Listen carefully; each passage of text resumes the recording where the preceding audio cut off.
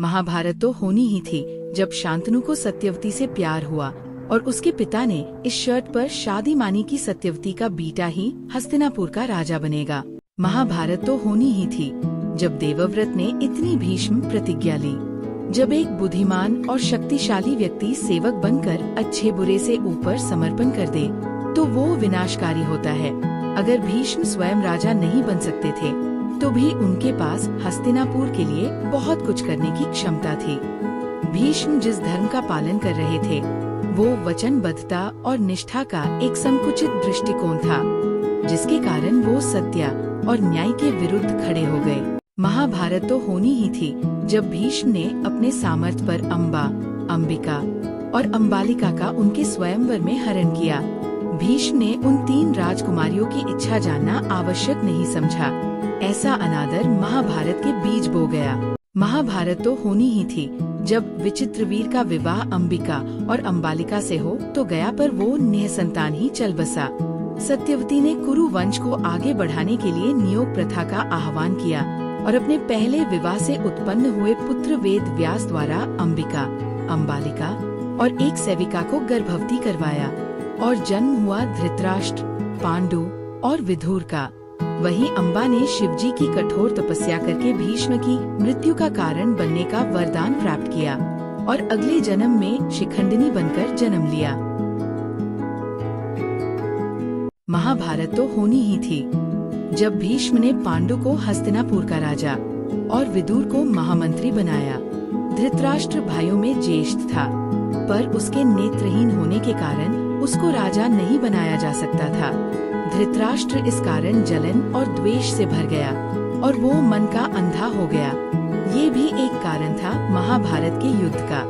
महाभारत तो होनी ही थी जब भीष्म ने धृतराष्ट्र के विवाह का प्रस्ताव गांधारी से इसलिए रखा क्योंकि उनको गांधारी के 100 पुत्रों को जन्म देने के वरदान की जानकारी थी।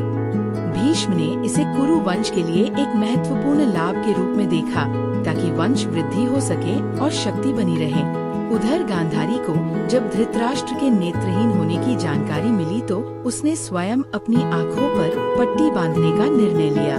ये एक असाधारण त्याग था, पर गांधारी अगर धृतराष्ट्र के नेत्र बनती तो शायद नियति कुछ और होती। किसको पता था गांधारी की पट्टी भी महाभारत के बीज बो देगी। महाभारत तो होनी ही थी जब कुंती ने नवजात कर्ण का त्याग किया। यादव कुल के राजा शूरसेन की पुत्री प्रीता को राजा कुंतीभोज ने गोद लिया और उसका नाम कुंती रखा। जब दुर्वासा ऋषि ने कुंती को वरदान दिया कि वो किसी भी देवता का आवाहन करके पुत्र प्राप्त कर सकती है, तब कुंती ने उत्सुकता पूर्ण सूर्य देव का आवाहन किया और जन्म हुआ कर्ण का। जब वरदान सिद्ध हुआ तो लोक लाज की मारी कुंती ने कर्ण का त्याग कर दिया। वर्षों बाद जब कुंती ने कर्ण को पहचान लिया तब भी उसको अपनाया नहीं, एक तरह से उसका फिर से त्याग कर दिया। अगर कुंती अपनी भूल स्वीकार कर लेती तो शायद ये युद्ध नहीं होता, क्योंकि दुर्योधन की दुष्टता का कारण कर्ण का सामर्थ्य ही था। महाभारत तो होनी ही थी जब पांडु ने शिकार में एक ऋषि को मारा तो उन्हें ये श्राप मिला कि पत्नी के निकट जाते ही उनकी मृत्यु हो जाएगी। पुत्र प्राप्ति की चिंता और श्राप के दुख से पांडु अपनी पत्नियों कुंती और माद्री के साथ वन में चले गए। वन में ही कुंती के वरदान से देवताओं द्वारा 5 पांडवों का जन्म हुआ। अंततः पांडु ने श्रापवश माद्री के समीप जाते ही प्राण त्याग दिए और माद्री भी उनके साथ सती हो गई।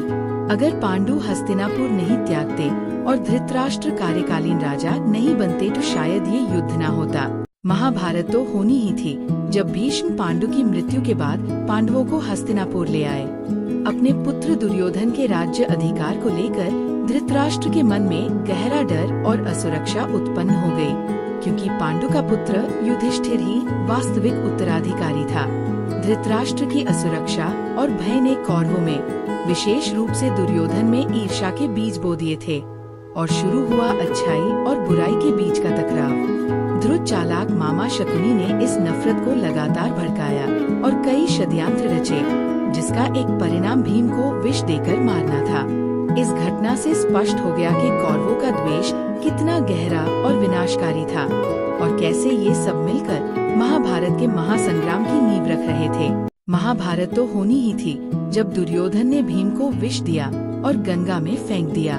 गंगा में भीम को कई सांपों ने डसा, जिससे दुर्योधन का दिया विष उतर गया और भीम को होश आ गया।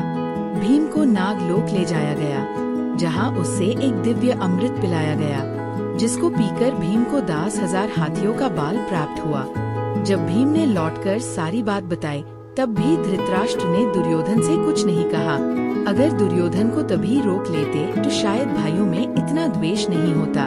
जब सारे भाइयों को शिक्षा प्राप्त करने के लिए पहले कृपाचार्य और फिर द्रोणाचार्य के पास भेजा, तब भी कौरव पांडवों को हराने की होड़ में लगे थे।